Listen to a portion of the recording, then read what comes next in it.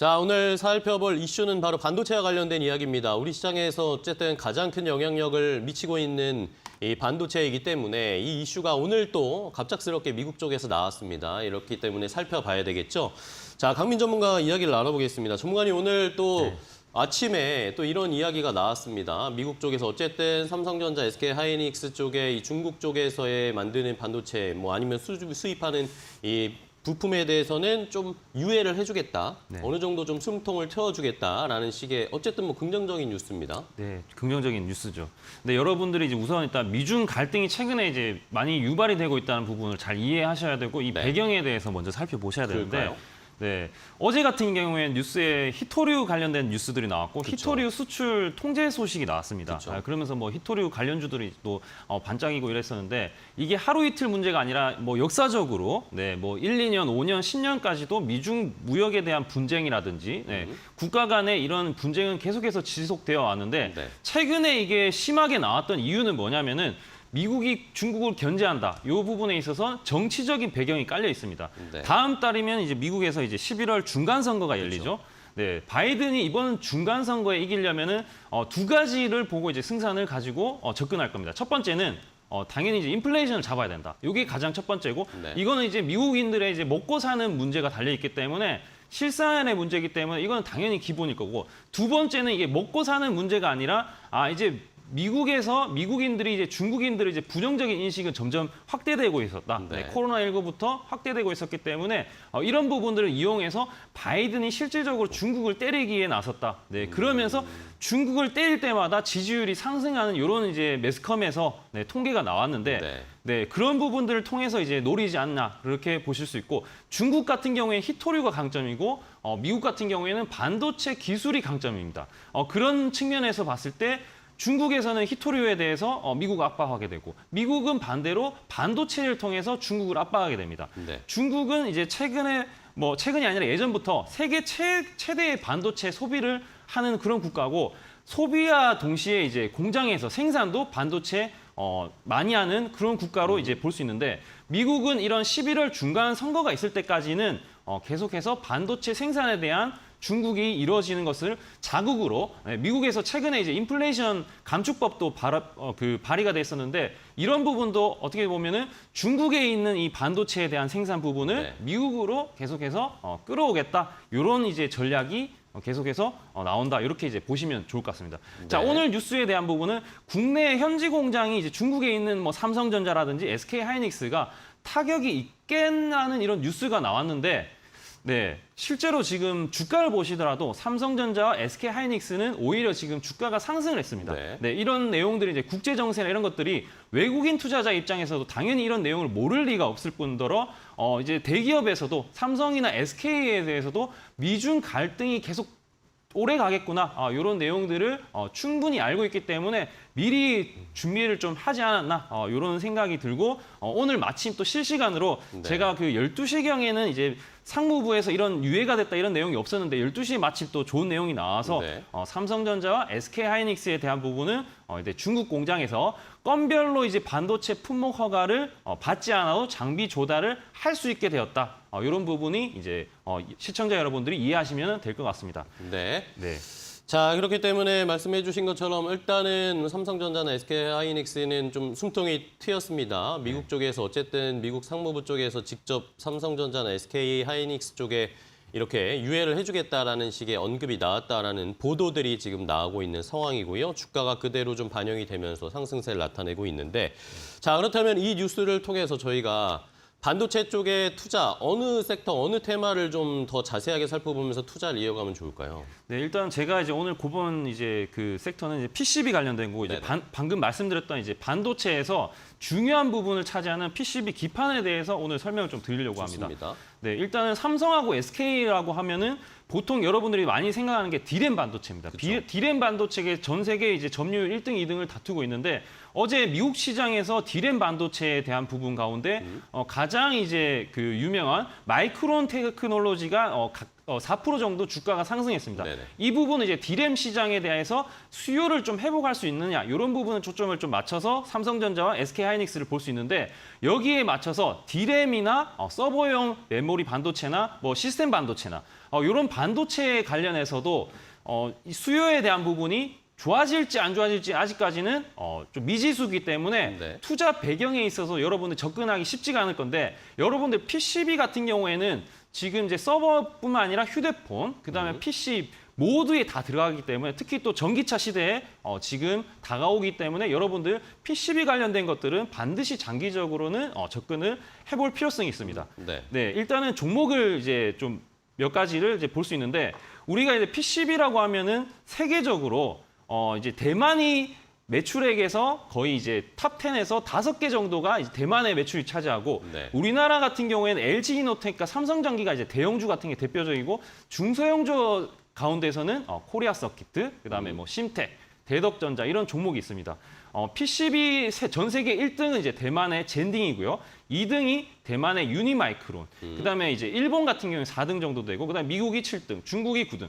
안타깝게도 한국 기업 같은 경우에는 10위권 안에 매출 상위 없습니다. 자, 이게 이유가 있는데요. 자, 이유 같은 게 우리나라가 아직까지 매출 상위권에 없는 이유는 기술력은 반드시 좀 좋은 반면에 네. 작년에 설비 투자를 이제 시작을 했다. 작년에 이제 삼성이랑 LG노텍 모두 다 설비 투자가 1조나 대규모가 작년에 들어가기 때문에 이제 이런 부분들이 성과가 좀 나오지 않나. 그 가운데서도 고부가 가치인 FCBGA 이 이제 부분은 이제 여러 반도체에 얹은 작은 판인데 여기 앞으로 5G나 자율주행에 대한 부분, 고부가 가치에 대한 기판은 FCBGA 이쪽으로 이제 매출이 많이 나올 수 있다. 그리고 이제 이게 고부가 제품이기 때문에 마진율이 상당히 높습니다. 이런 부분에 있어서 대폭 성장이 예상되기 때문에 네. 지금 당장의 10위권 안에 없다고 하더라도 내년이나 내후년까지도 열어보시고 저는 일단 3가지를 꼽았는데 네. 대형주 같은 경우에 삼성전기랑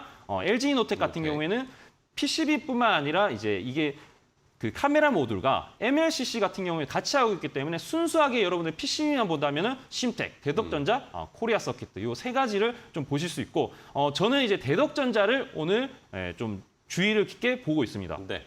자, 그러면 말씀해주신 대덕전자, 심텍, 코리아 서키트의 좀 흐름 좀 먼저 체크를 해볼까요? 네네네. 차트 네. 보면서 차트를 요즘 한번 보겠습니다. 주가가 어떤지. 네. 네. 우선 일단 첫 번째 대덕전자를 대덕전자부터 보시게 볼까요? 되면 대덕전자를 한번 보시게 되면은 주가가 일단은 반도체주들이 지금 다 이제 밀린 상황에서 대덕전자 같은 경우에 오늘 좀 제가 유심히 보고 있는 이유는 최저점을 최근에 이제 9월 30일에 한번 터치를 하고 나서 V자 반등이 시장이 안 좋은데도 불구하고 빠르게 나왔다. 네네. 그리고 여기서 아래에서 보시게 되면 외국인 투자자들의 동향과 기관 투자자들의 동향들이 점점 올라오고 있다. 이런 부분들을 좀 보실 수 있고요. 네. 추세도 지금 이제 각도가 점점 가파르고 있다. 추세를 상승하는 추세로 돌리고 있다. 이렇게 보실 수 그렇네요. 있고, 그다음에 심텍을 심텍 보시게 되면, 볼까요? 심텍 같은 경우에는 아직까지 추세가 완만하게, 가파르게 올라가는 이런 상황은 아니지만 네. 이제부터 이제 좀 보실 수 있다. 그리고 심텍 같은 경우에 좀 많이 보셔야 되는 이유는 PER이 3배입니다. 3배면은 아주 이제 극도로 너무 초저평가다. 그러네요. 이렇게 보실 수 있기 때문에 심텍 같은 경우에는 지금 단기적인 트레이딩보다는 투자 관점으로 지금 많이 싸기 때문에 접근을 조금씩 해볼 필요성이 있겠다. 분할 매수 접근을 한번 생각해 볼 수 있는 그런 시점으로 볼 수 있고요. 그렇습니다. 마지막으로 코리아 서키트 같은 경우에는 네. 아직까지는 많이 올라오지 않았지만 이 종목 같은 경우에도 보시다시피 한번 올라갔을 때 많은 상승을 보여줬던 이 경험이 있기 때문에 아무래도 여러분들이 이제 15,000원대, 17,000원대만 돌파를 하게 된다면 이게 추세가 전환이 빠르게 이루어지면서 PCB가 부각을 받을 수 있겠다. 이런 부분에서 주가 상승폭이 클 수도 있겠다. 이런 측면에서 코리아 서키트를 보시면 좋을 것 같습니다. 네. 자, 말씀해 주신 것처럼 이 PCB 관련 종목들 3개를 봤는데 어쨌든 9월 말에 저점을 기점으로 해서 반등하려는 시도를 좀 보여주고 있기 때문에 앞으로 흐름이 좀 기대가 되는 상황입니다. 자, 그렇다면 말씀해 주신 종목들 중에 최선호주 주로는 어떤 거, 탑픽으로 뭘 보세요? 네, 일단 대덕전자가 지금 아까 전에 말씀드렸지만 단기적으로 네. 네, 심택 같은 경우에는 PER이 저평가되고 이제 좋은 회사인 거는 틀림없지만 네. 대덕전자가 트레이딩 관점, 지금 관점에서는 대덕전자가 세계 중에선 가장 유리하지 않나. 요건 이제 제 관점이고요. 네. 내용으로 봤을 때 대덕전자 최근에 주가 탄력성도 강하고 시장에서 반드시 좋게 보는 이유는 분명히 있습니다. 네. 왜냐하면은 FPC나 차량용 MLB 같은 경우에는 수익성이 낮습니다. 수익성이 낮다는 것을 이제 계속해서 등한시하고 좀 전에 제가 아까 전에 언급드렸던 FC, BGA 이 부분이 수익성이 가장 높게 보여지는데 이 부분을 계속해서 살리고 있다. 그래서 이제 여러분들이 동사의 매출을 잘 확인해 보시면은 매출 같은 경우에 영업이익이 2022년 올해 하반기죠. 하반기 분기당 800억 가까이 이제 매출을 점프를 할 수 있고 연간으로 봤을 때 작년 기준에는 500억 미만이었는데 올해는 2천억 후반까지도 네, 순수하게 지금 FC BGA에 대한 부분만 말씀드리는 겁니다. 네. 이 부분이 증가할 수 있고 내년에는 이제 4천억 이상의 매출이 증가할 수 있다. 내년까지 기대한다면은 지금 대덕전자는 네, 단기적으로도 괜찮지만 장기적으로도 여러분들 언제든지 보셔도 될 거다. 이렇게 이제 보실 수 있겠습니다. 네.